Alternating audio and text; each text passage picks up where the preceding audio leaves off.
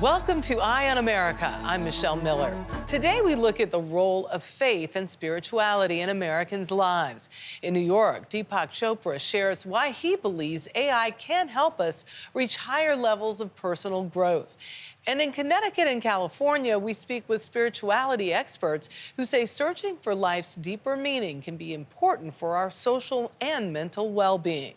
But we begin in Texas, where 4 church leaders from different denominations have found a novel way to preach tolerance and acceptance.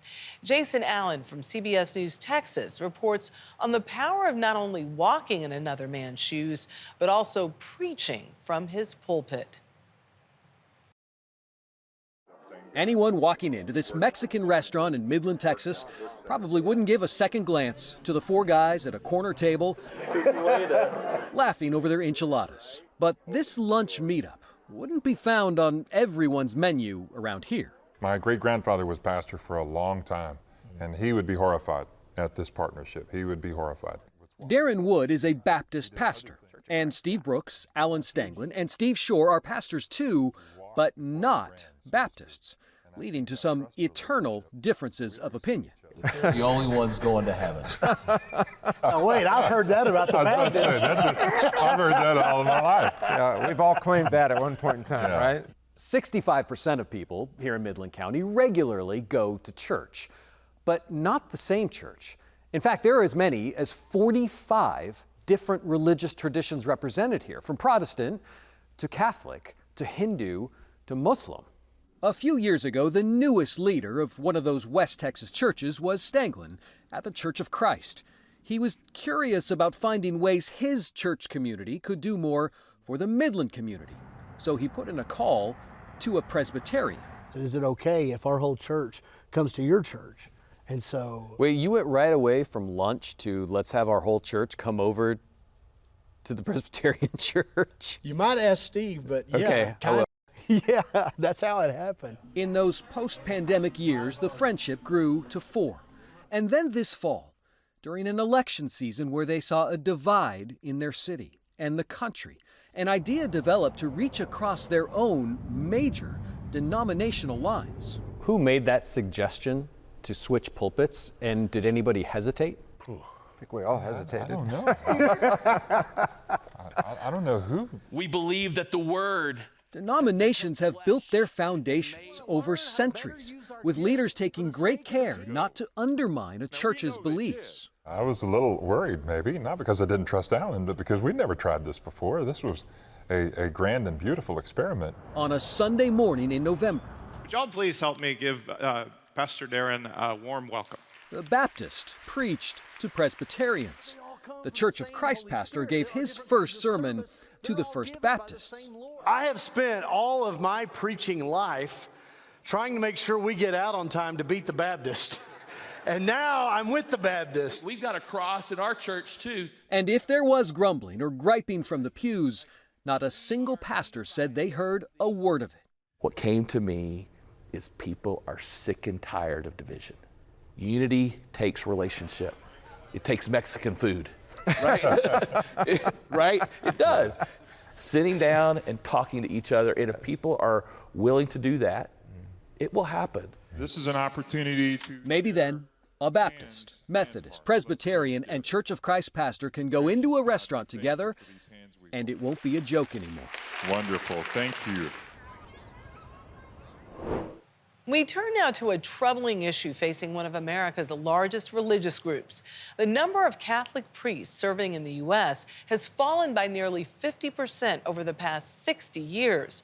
Mark Strassman visits the biggest Catholic parish church in North America to see how some of their newly ordained priests feel about this decline.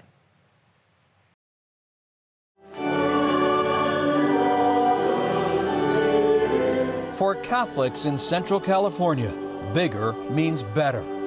God the Father is in us. And St. Charles Borromeo Church feels heaven sent. Bishop Joseph Brennan leads the Diocese of Fresno. This is a Catholic megachurch. The biggest Catholic parish church in North America, St. Charles cost $21 million to build, seats 3,200, and sprawls over nearly an acre. Are you still struck by the scale of this place? Very much so. Father Alex Chavez. As big as this place is, could you have made it even bigger? Yes, but there's room for growth, right? I could always add masses. But what's too small? The number of priests throughout the Catholic Church. A labor crisis decades in the making. Like this sanctuary, the U.S. Catholic Church's manpower challenge is enormous. Over a half century, the average size of a parish increased by 60%, while the number of priests dropped by 40%. Oh, it's huge, and it's really across the board. Why is this shortage what it is? Well, it's complicated, but there are all kinds of issues. Among them, inadequate recruiting of young men, societal issues including materialism and career success, family issues such as broken homes, and the legacy of the church's sex abuse scandals. We watched the Fresno Diocese ordain 6 new priests, their most since 1968. Bishop Brennan says he could use 25. We're responding to a very real need. So Jesus would walk through the door and say, well, it's not what I had in mind, but way to go, guys. It's a creative approach. I asked 3 of those newly ordained priests, Herman Cabrera, Jimmy Milan, and Joseph Kling, why so few men today hear the call that they did. I think nowadays, especially for my generation, commitment's a strong word. And you've heard that they need priests. Was that an added imperative to become one yourself? I mean, so yeah, I would say it was definitely part of my discernment. And so I think we all come into this knowing that the priesthood has a certain image. What were you talking about in particular? I mean, I've had people call me pedophile just for wanting to be a priest. And there's wounds, there's scars, because that's a horrible thing. So you see this turning around? I have hope, yeah, I believe absolutely. so too. Until it does, this megachurch merges 4 parishes into one behemoth. At 3 Sunday Masses, 8,000 parishioners in total fill the pews. Do you see this megachurch solution as a prototype? Most definitely. Yeah, being here now 1 year, yeah, very much so. Consider St. Charles a new testament to the power of what's mighty. Coming up, why renowned wellness guru Deepak Chopra is turning to AI to amplify his message of wellness. That story is next. Welcome back. Author and wellness advocate Deepak Chopra has been at the intersection of science and spirituality for almost 50 years. His latest book, Digital Dharma, explores how artificial intelligence can elevate spirituality and mental health. Meg Oliver speaks with the author to learn how to unlock personal and spiritual growth.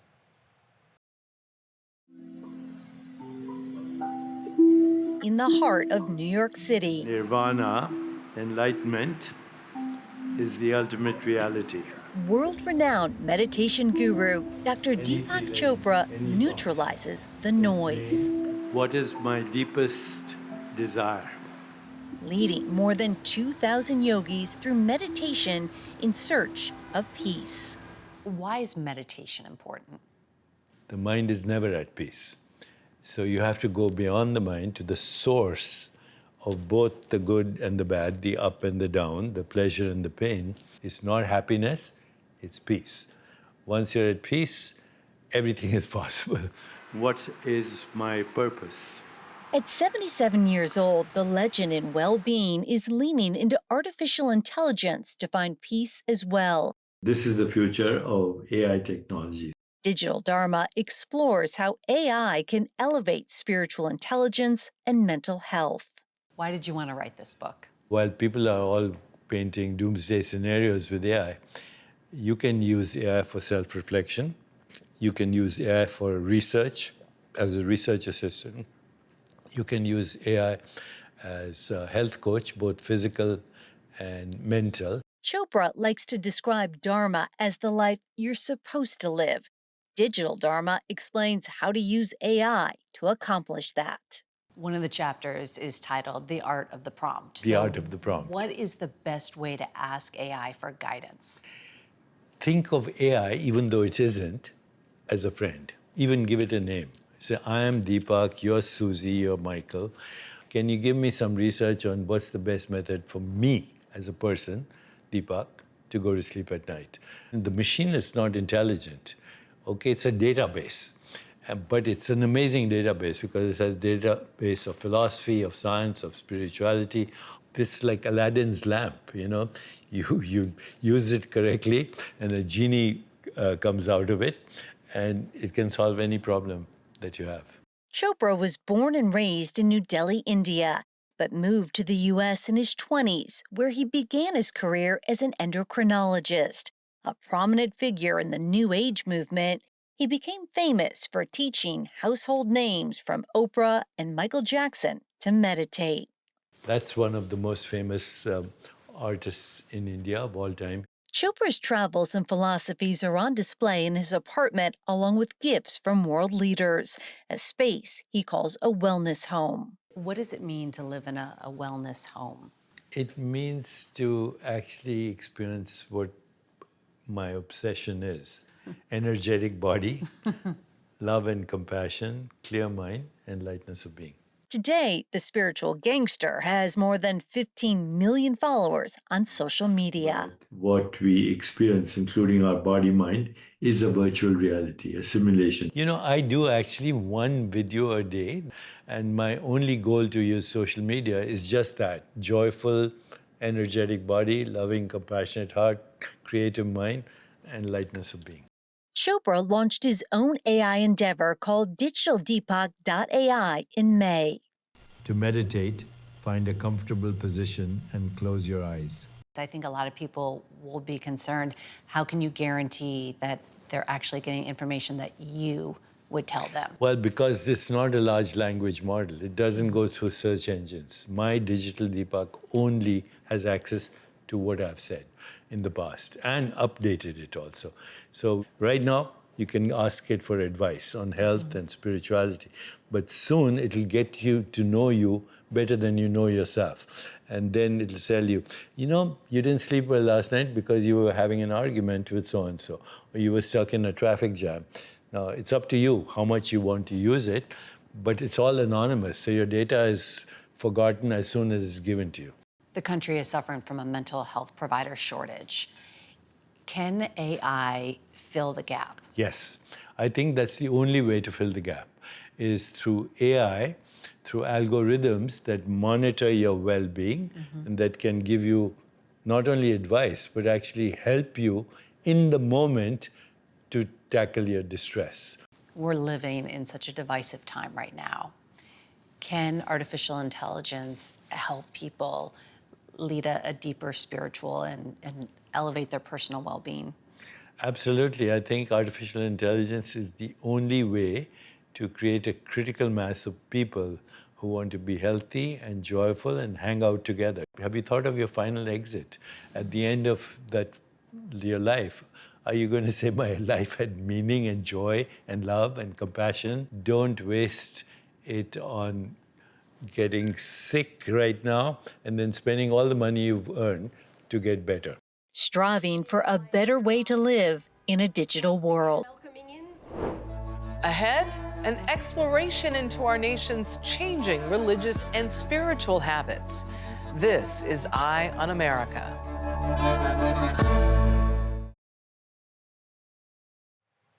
We close our show examining the evolving nature of belief across the country. While the number of people turning away from organized religion is on the rise, nearly 2/3 of Americans consider themselves to be spiritual. Lisa Ling introduces us to two scholars who believe the desire for connection to something larger than oneself is a cornerstone of a healthy society.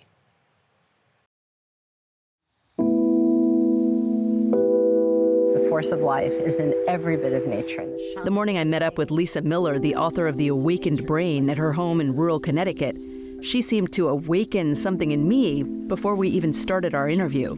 May I invite you into a practice? I would love it. And now I'm also inviting you watching at home to close your eyes and join us. I invite you to set before you a table.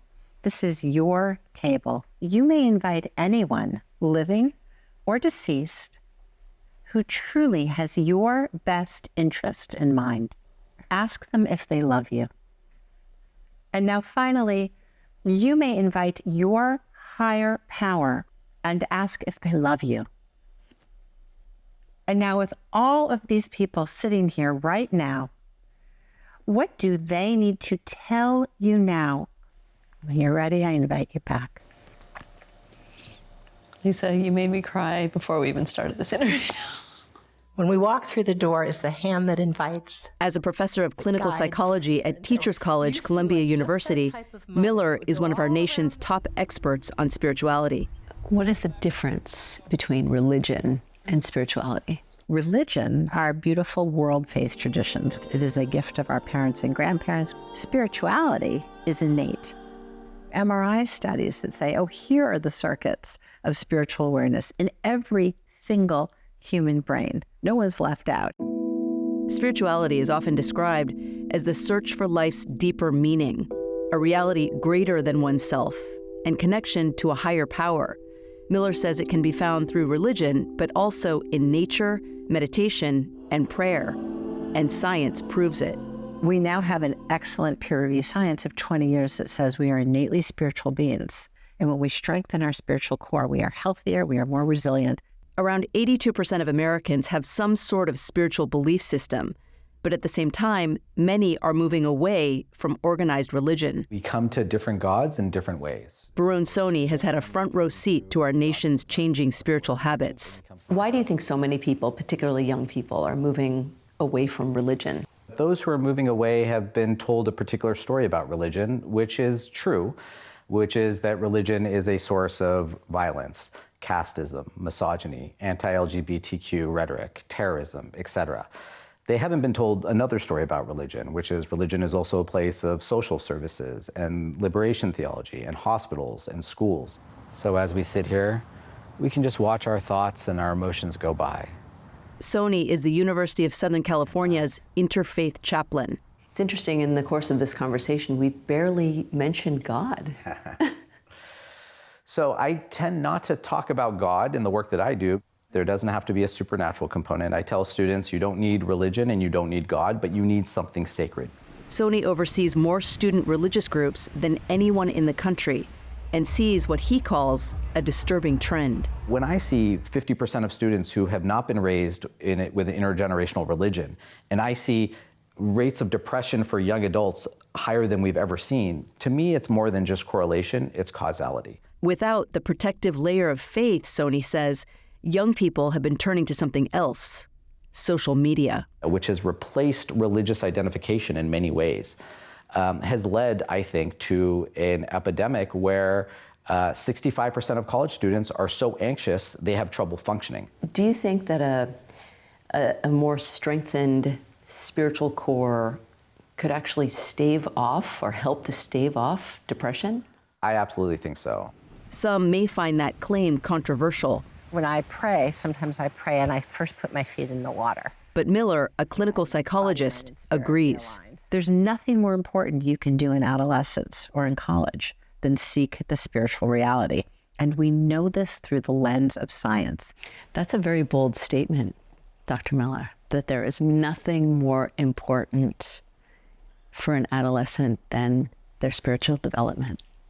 If we ignore it, spiritual emergence can devolve into emptiness. What is the purpose? There's no purpose, an empty bucket, despair, depression. For those who are hoping to just awaken their spiritual core, Miller recommends looking for moments of synchronicity. What is synchronicity? You might be thinking of someone and they show up. You might be seeking for an answer and it's presented in a book or by voice. Synchronicity lets us know that there's a deeper nature to life. But skeptics may argue it's just coincidence. So to help me better understand, Miller asked to lead me in another guided practice where I thought about synchronicity in my own life. And when I opened my eyes... Oh my God, what? Wow. My producer tells me that a beautiful white bird just flew in next to me outside the window. Coincidence? Maybe. But for me, it didn't feel like it. I don't think I've ever seen this bird in this area. It is quite unprobabilistic. It's a sacred synchronicity. And I think we can only recognize the significance of it because we have awakened brains. For more stories like these and live coverage of breaking news, stream us right here on CBS News 24/7. I'm Michelle Miller. Thank you for watching Eye on America.